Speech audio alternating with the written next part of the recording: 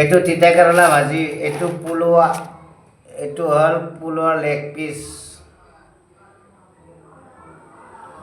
এইটো হ'ল মূলা, আলু, ফুলকবি, বিলাহী, মটৰে চব্জি।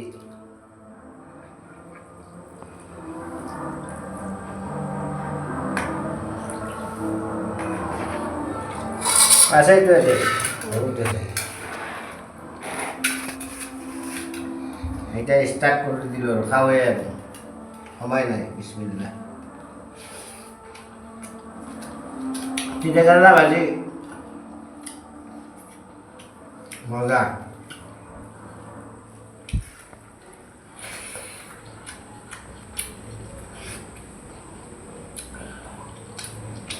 এইটো হাতৰ লেগ পিচ।